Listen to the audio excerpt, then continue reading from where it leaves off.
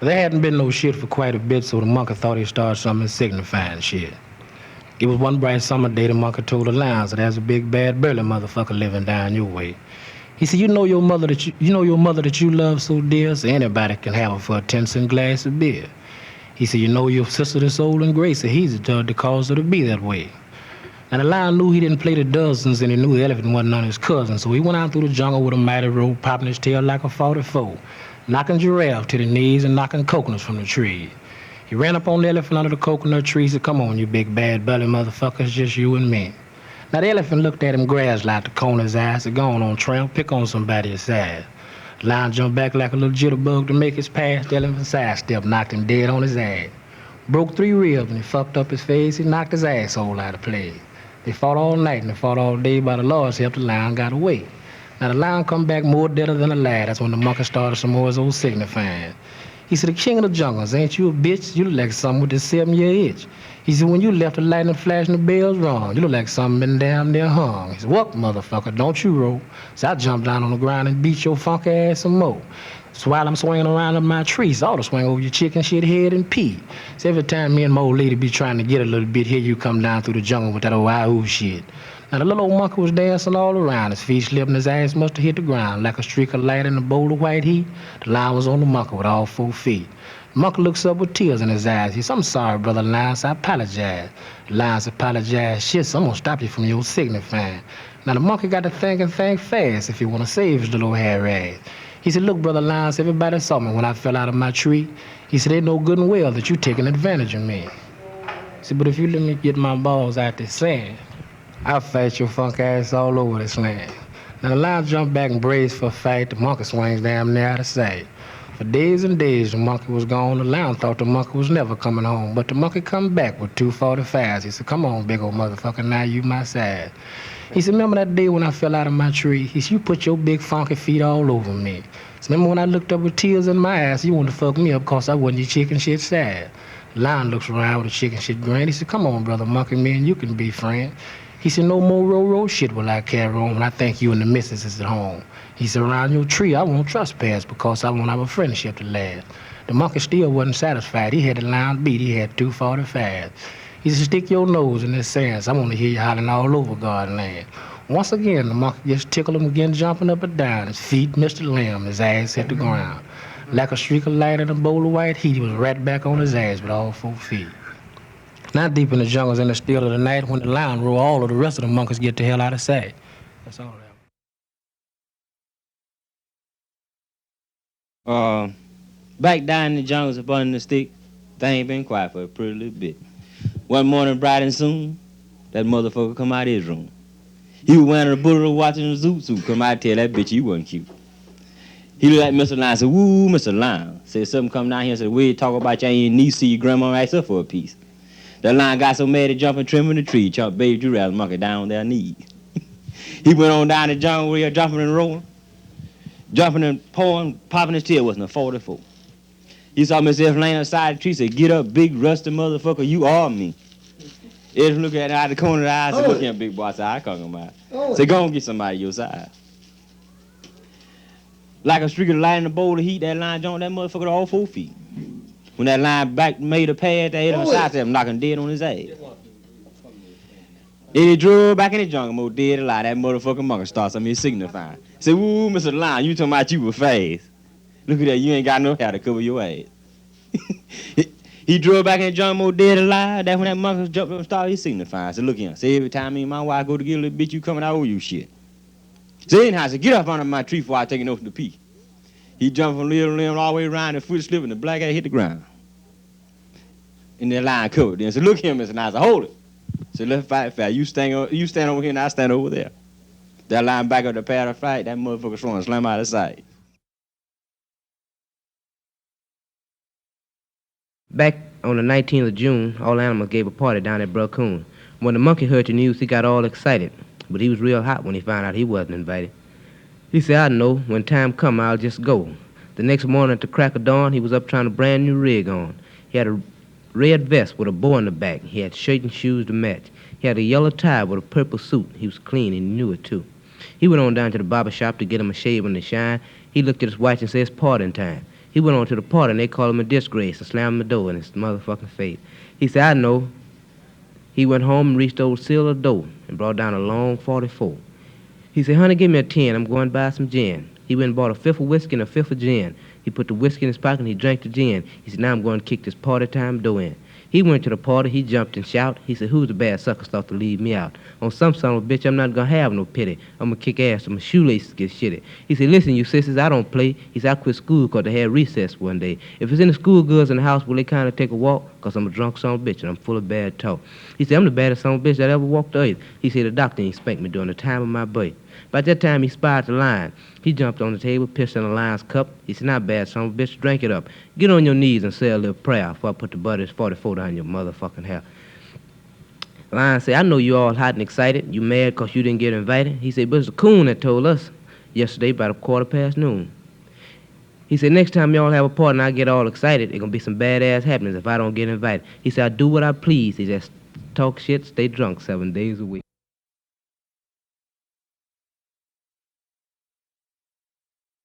I don't know, but I was told the monkey went out on his morning stroll.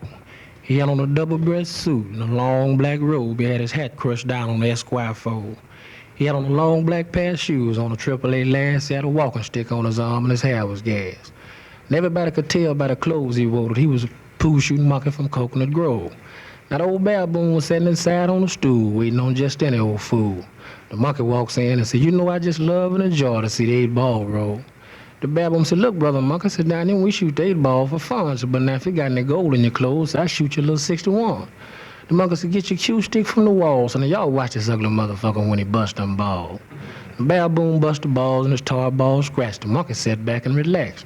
The monkey got up and made the 1, 2, and 3. He said, watch him, house man, while I go pee. He come from the shit and he chalked the stick. He made the 4, 5, and 6.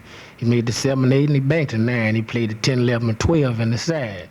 He played a double combination on the 13 and 14 and raised his cue stick and get a 15 a chance to ride. Now the baboon looks around with a chicken shit grin at all his friends. He said, boy, it's a pool ain't my game, but coon can. I'm bound to win. The monkey said, find a stump that'll fit your rump, so I skin you some coon if you don't jump. Now as the cause was there, the baboon spread the 1, 2, and 3 and cut short 5s. Hot boiling water jumped from his eye. Now the old bullfrog was sitting on the side. He dug the switch was made and fell over and died. Now the monkey played the 1, 2, and 3 and dished the queen. He made a switch with a deck that the world never seen. He some pat the aces and I'm pat the queen, some pat to your big funk ass if you started the motherfucking thing. The baboon jumped up and grabbed his hat and he grabbed his coat. He said, that's all, brother monkey. Said, that's all she wrote. The monkey said, wait a minute, man. Said, just before you go, so if anybody asks you who win your gold, so you tell him that pool shooting motherfucker out of Coconut Grove. So now I don't know what I was told. The monkey continued on his morning stroll. That's all. Party was going into Shady Nook. The bitches was bragging about the fools they had took. Went through the door, stepped Hobo Ben, who hadn't had a dollar since God knows when. He was shaking with the paws, his eyes was red, his lips was chapped, but they heard what he said. Ladies of culture and beauty so refined, is there one among you that would grant me wine? I'm raggedy, I know, but I have no stinking. God bless the lady that'll buy me a drink. Heavy-hipped Hattie turned to Nadine with a laugh and said, what that funky motherfucker really needs, child, is a bath. So will you limp them crazy Seymour shoes? I bet you my ass the bottoms are made of the Daily News. Say, get moving, motherfucker, before I call the man, because if I had a dime, it wouldn't reach your hand. So, Lizzie Lou, of all the dames that hawk this game, now there's a tramp just for you. Lizzie Lou was 4'2" and weighed 555. The fat, funky motherfucker was an answer to a hippo's desire. She sat there speaking with a southern drawl, says I wouldn't let him suck the cum from my drawl. Shut up, hoes and be polite. I only listen to you spill because I was raised to be polite, but I think you've said enough for one motherfucking night. Nadine, you low-down, scroungy bitch. You're sitting there like a dog with the 7-year itch. And look at you, Hattie. I brought your mother from the house of God to the house of sin. And if you tell the truth, bitch, I broke you in. You hoes laying around here with the wino shakes and the nipples itch. You can't sell enough ass to make a bed bug rich. But if you do happen to score for a pint of wine, you start to brag and you done made big time. Say, if you find a sucker, give you a quarter for that trim. If syphilis don't kill him, you'll marry him. See, you hoes laying around here talking about you call a man. You better try to keep your ass in this coconut shade, because if the man come, you make a sad motherfucking parade.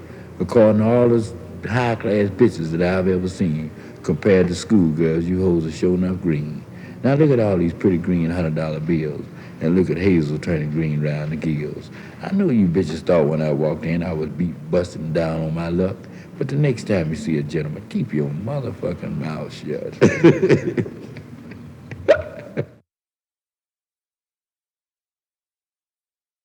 I made one up by a friend of mine, and he's right there in Dallas. He's right there in Dallas, Texas now. His name is Bob Valentine. It was raining one day, and he called me to get in out of the rain. Mm-hmm.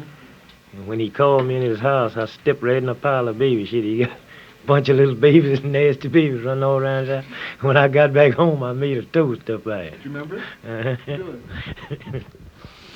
One day I stopped by this friend of mine's house, but that's one day that I will never forget. Man, you couldn't walk around this man's house without stepping in a pile of shit.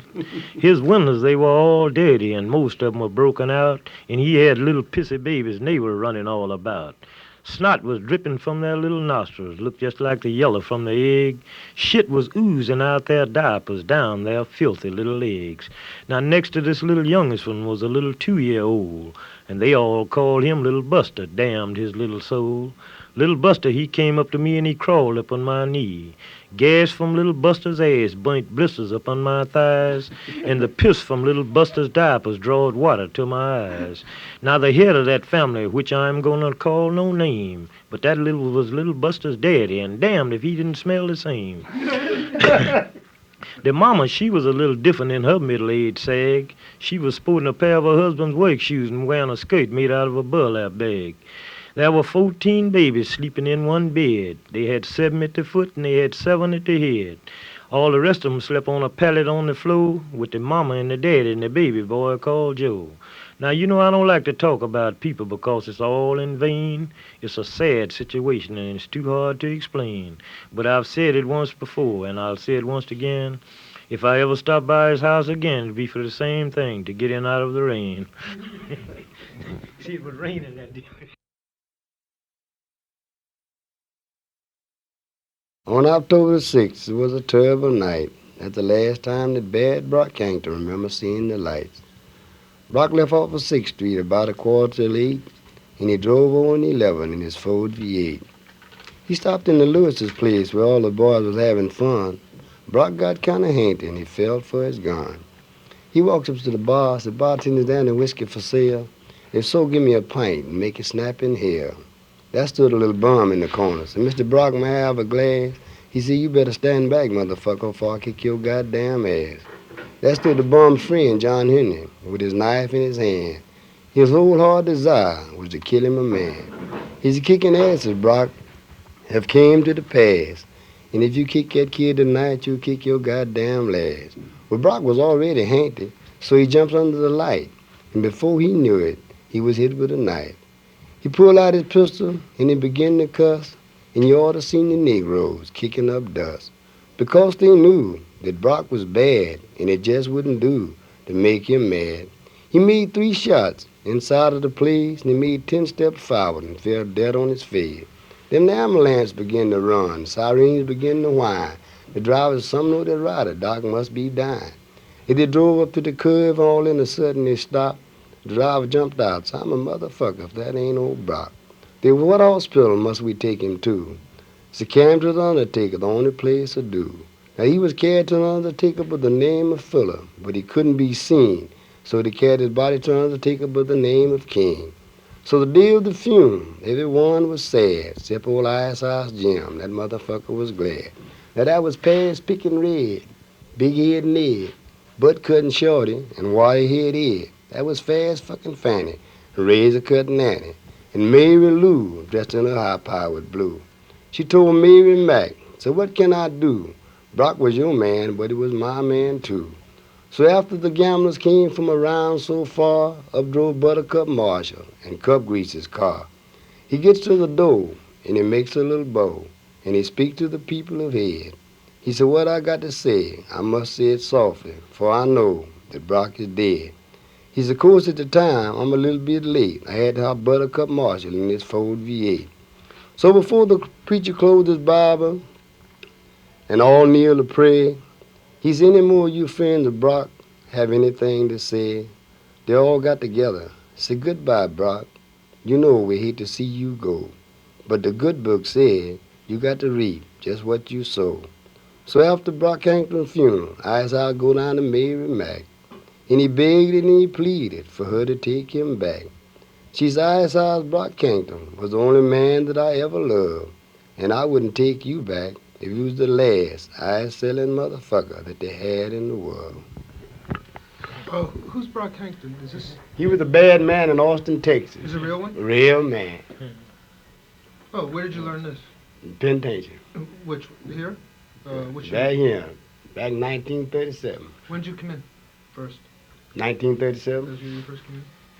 Oh, when was Brockhampton in Austin? What was He was 34, 33. He got killed in 34. Oh, I never heard that before. He got killed by a fellow named John Henry. It really was named John Henry. You sure? And the bomb, really, everything in that tells is true. All those names are facts.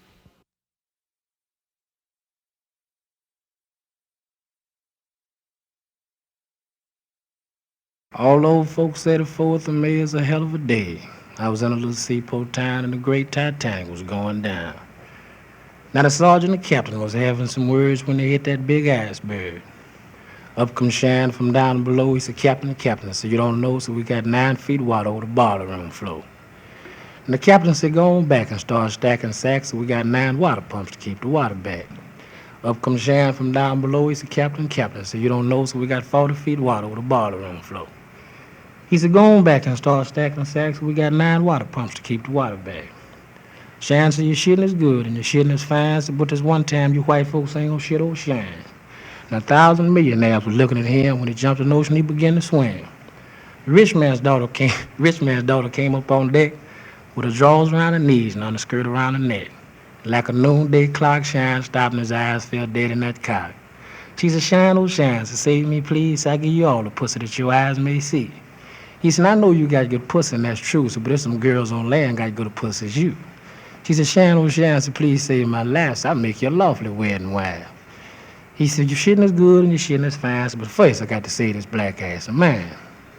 Now, there was another fellow by the name of Jim. He jumped in the ocean and he began to swim. Another girl ran up on deck with her drawers around her knees and on a skirt around her neck. Like a noonday clock, Jim stopped and his eyes fell dead in that cock. And she had long black hair that hang from the crown of her head to the nape of her belly. She had a 20-pound pussy that shook like jelly. She said, Shine, oh Shine, save me, please. I give you everything that your eyes may see. And before the last word could fall from her lip, Jim clammed his black ass back up on that ship. Up come a shark from the bottom of the sea. Said, look what God Almighty done sent to me. Shine bowed his neck and showed his ass. Get out the way, little big shark passed. And after old shark seen that Shine had him beat, he said, swim, black motherfucker, cause it don't like black meat. About 4:30 when the Titanic was sinking, Shine swam on over in Los Angeles and started drinking. But now when he heard that the Titanic had sunk, he was in New York, now they're drunk. He said, ladies and gentlemen, so when I die, so don't y'all bury me at all. So soak my balls in alcohol, so lay my old rod up across my breast and tell all the peoples on Shine is going to rest.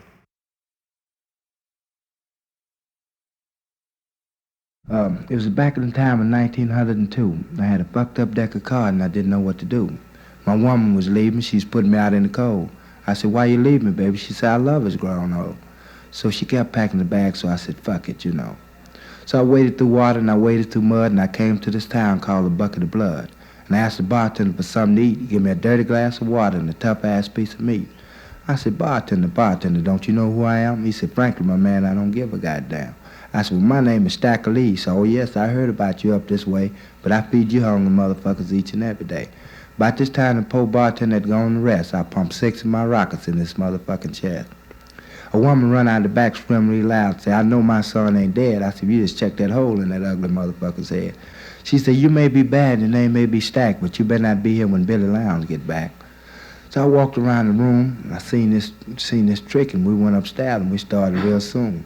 Now, me and this broad, we started to tussle, and I drove 12 inches of dick to her ass before she could move a muscle. We went downstairs where we was before, we fucked on the tables and all over the floor. About that time, you heard the drop of a pin, that bad motherfucking Billy Lowndes that just walked in. He walked behind the counter, seen the bartender dead. He said, who put this hole in this ugly motherfucker's head? I said, who can this man murderer be? One motherfucker said, you better speak soft, his name is Stackolee. He said, Stack, I'm gonna give you a chance to run before I draw my gun. Bitch jumped up and said, Billy, please. He shot that hoe to both her knees. A pimp eased up and turned out the lights, and I had him dead in both my sights. When the lights came back on, poor Billy had gone to rest. I had pumped 9 of my rockets in his motherfucking chest. The next day, about 10:30, I was standing before the judge and 12 good other men. They said, what can this man charged to be? One somebody said, murder in the first degree. Another said, what can this man penance to be? One said, hang him. Another said, give him gas. A snagger-tooth bitch jumped up and said, run that twisted through his jiving ass. My woman jumped up and said, let him go free, 'cause ain't nobody in the world can fuck like Stackolee. While sitting here chatting with you, it brings back memories of a bitch I once knew. She was 3/4 Kelsey with mossy glossy hair. She was a stomped down mud kicker and her mug was fair.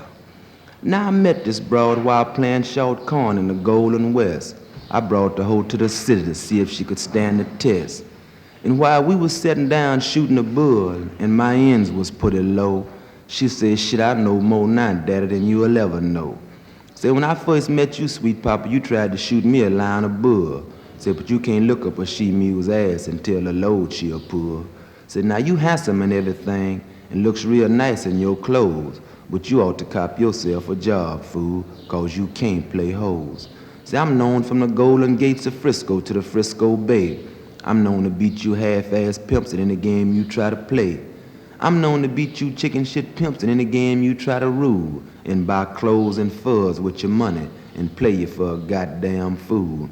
Say, so long, Pimpin' Sam, tell all your pimpin' friends that you've met wicked nail from the backs of the burning hell. Say, this pussy's good and it's gotta sell. Say, hold on, bitch, you traveling too fast. I'm supposed to be dragging my foot out your motherfucking ass. Say, bitch, I'm also known from the Golden Gates of Frisco to the Eagles Pass. I'm known to play big-time landlords, kick chicken shit hoes right in their motherfucking ass. And if my luck continues to hold out in the future like it has in the past, I'm gonna continue to kick you chicken shit hoes right in your motherfucking ass. Say, bitch, this is Pimpin' Sam, the world's wonder, long dick book bender, all-night grinder, wound finder, sheet shaker, baby maker, and money taker. Say, here come a trick, bitch. Say, catch him, and catch him quick. Catch him if you have to suck his motherfucking dick. Say, catch him, ho, catch him, and catch him fast. Catch him before I put this Stacey Adam in your motherfucking ass. Say, and lay that money on Pimpin' Sam. Say, for this is Pimpin' Sam from Alabama. And for one jive bitch like you, I don't give a damn. Say, anyhow, ho, say, shut up talking to me before I tell the people your past pedigree. Like rotten wood, your ass ain't no good, all beat and clappy. Get your kicks from sucking dicks and fucking your bald head pappy. Say, bitch, from the dicks you done sucked and the men you done fucked, say, you ought to be hell. But look at you all with a shitty smell, telling me about you can trick when you don't know how. Say, black nappy-head motherfucker, you ought to be in Georgia pulling a motherfucking plow. Say, you knew I knew you when your drawers was funkin', your hair was incorrect. Say, free fucking bitch, say, I ought to break your goddamn neck. Say, I hope the whole world turn against you and you fall down at my feet. I hope crabs big as cockroaches crawl around your ass and eat. Say, I hope the sun quit shining on you and your life being a terrible wreck. Hope you fall through the loops of your own ass and break your motherfucking neck. It was way down in this little town that they called Louisville. There once lived a fast fucking hoe by the name of Lil. Now, Lil had nipples on her titties just about as thick as your thumb. Lil had jaws on her pussy that would make a dead man come. But one day out of the mountains came a long dick creep. That was the son of a bitch that we all called Flicked Arm Pete. Pete fell in a beer joint and had both his hands full of prick. It was just about 14 inches long, just about 4 inches thick. Old Lil spied Pete out of the corner of her eyes with cold chills to her bones. Lil turned on her shoes and she started to run home, for she knew at last she had met her mate. But if she left right then and there, it would still be too late. So him and Lil picked a little spot. It was just over a hill. It was down back of one of those old dry shit houses down by an old mill. Old Lil and Pete fucked, and they fucked for hours and hours, pushing up against creek banks, hedges and stumps, even mashing the little wild flowers. Finally, wasn't nothing heard but a grunt, groan, and a cough. Lil keeled over and died and left Pete jacking off. Late on that evening, Pete topped him a mountain goat, but Pete's backbone cracked, and that was all she wrote. They took old Pete and buried Pete down in the graveyard. Pete was stone dead, and Pete's prick was still hard. So they put old Pete about 6 feet down, but about 4 inches of Pete's prick still stood up above the ground. They had to put old Pete about 10 feet down. But when they finally got old Pete buried, all the undertakers frowned because they had to jack Pete off to let the coffin lid down.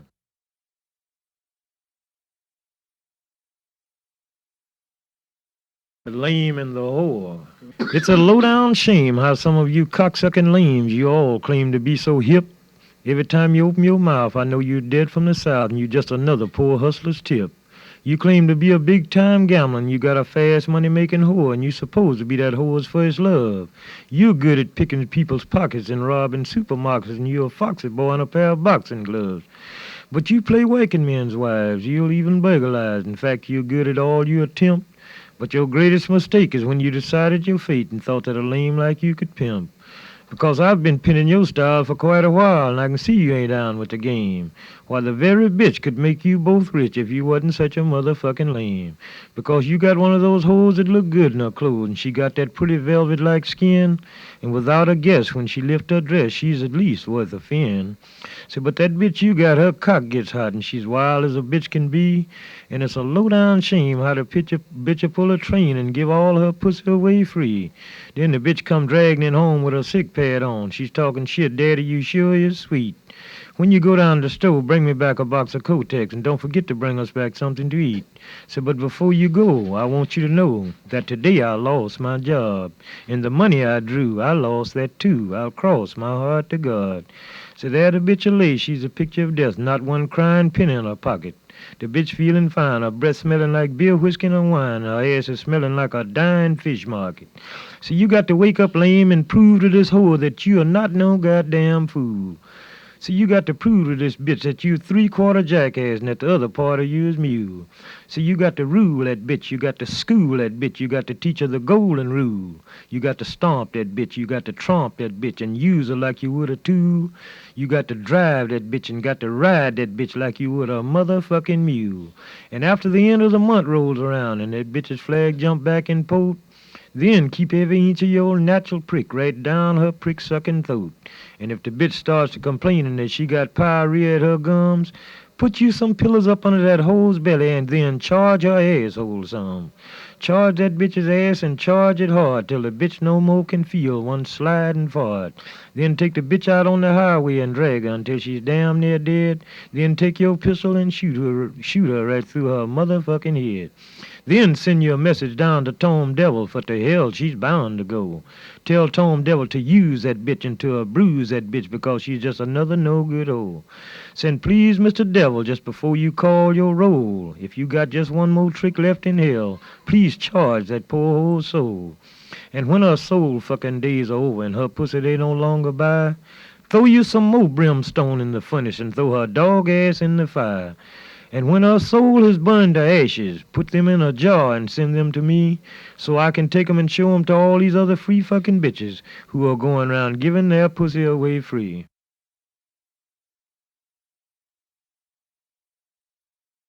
So Jody Grinder was copping a snooze when the world got hip to some solid news. So now there was a no-good hoe with a man overseas. Saying, get up, Jody, wake up, please. Say, I know you'd rather burn in hell, but it's all over the headlines. Japan just fell. Then old Jody, he turned over with his eyes all red. He said, I beg your pardon, baby. So now what's that you said? Now, these some little bad words in this. That's right. She said, I know you're high, motherfucker, and resting fine. And I know you heard me the first damn time. He said, baby, that can't be right, because I know those damn Japs just began to fight. And anyway, I know those Japs, they have to be invaded before they scrap. She said, no, Jody. Said, back in Pearl Harbor, the Japs had that day. But General Douglas MacArthur made a comeback play. Said there may once have been a time when those Japs wouldn't quit, but that atomic bomb has stopped all that shit. Jody said, now I don't dig this play. So I'm going up on the cuts and see what the other cat said. She said, Jody, darling, said, don't be mad.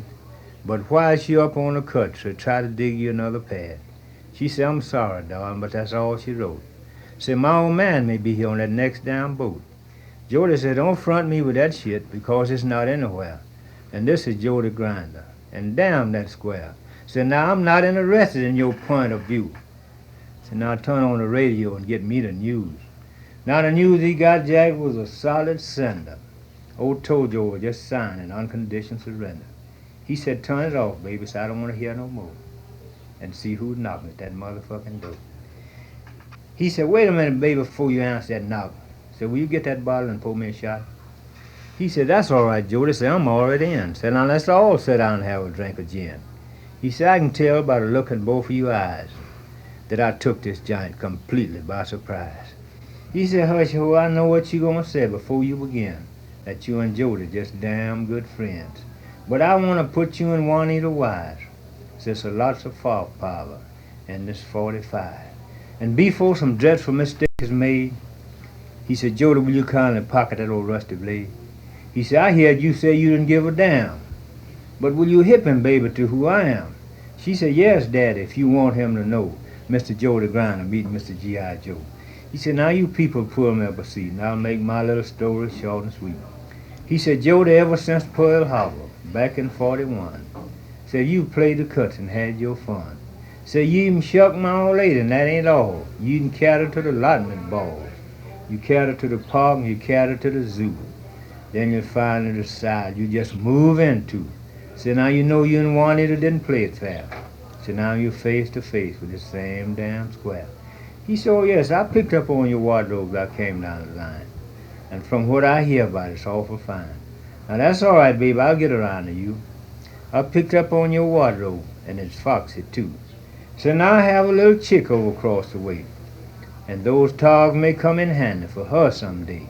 So if you people will be cooperating and give me a helping hand, we soon have all this jive in my moving band. Boy, he took the rug off the floor, he took the mattress off the bunk. He took the divan, cook stove, and the wardrobe trunk. He took a shoe and stocking, the highest priced dress. He took a combination Victorian, a cedar chest. He said, load up, Jordan, load up fast. So I'm about 10 seconds off your motherfucking ass. So now when you load this van, you don't have to be ashamed. Cause lots of other Jordans have done the same damn thing. I know you people interested in what I'm going to do. So I'm gonna open up a hop joint on Cedar Avenue. And you can pick up on me most any old day when me and my new old lady step out to play. Now he made a military bow as he backed through the door. And he said goodbye to Jody and his dog-ass hole.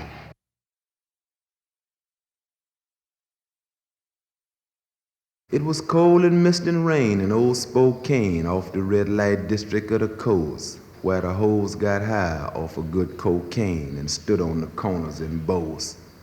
Now that was light-haired Nell, French Estelle. They was both three-quarter Kelsey to the bone.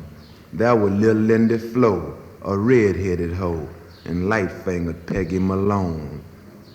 Now Peggy Malone had a face of stone, long fluffy lips, and red scarlet cheeks. The bitch told her the place where she reached her peaks, none other than the dance of the motherfucking freaks. So on the wall was gay fancy trimming, and on the floor was belly rubbing women, and punks who ate shit from a spoon. So that was asshole shellackers, and shit packers, and freaks who drunk blood from a menstruating wound. See, at the party was a little French maid who had never been laid. She shot a speedball toddy and fell out at the party. Woke up disgusted with her asshole busted, full of slime and corrupted calm. Now the funkin' shit would have made Count Dracula sick, but it's good the Count didn't show, for the Wolfman was in the kitchen, bitchin' with 100 zombie hoes. So he tickled and sucked them hoes to death, and turn around and survive them with his funky smelling breath. Say now like little Jack Horner sitting in the corner, The mummy, he was beating his meat, but he was so long and lanky and so motherfucking stanky till they threw him in the streets. Then it was just about time for the party to close when the hinges went to flying off the motherfucking doors. And to everybody's surmise, there stood that big bad motherfucker they called Frankenstein. He had a mismatched body with 2 left heels, long dick hanging out like a 4-yard ear. He said, I'm ragged and round here. Say, I wasn't invited, but I'm down here. And I'm so happy I could share that 11 dozen of you bad motherfuckers couldn't put me out. Say, Frank grabbed the hoe and threw her to the shit-smelling floor with her feet to the seat, and the bitch started squealing. But Frank kept one steady bow. And when it looked like the hoe's eyes was about to jump out the socket, that's when the calm shot out like a white skyrocket. And then Frank got up to make himself a toast and find himself disgusted with his asshole busted, and the wolfman was making for the door. So the bitch say she been a lot of places and heard a lot of men speak, but the damnedest place she'd ever been was the dance of the motherfucking freaks.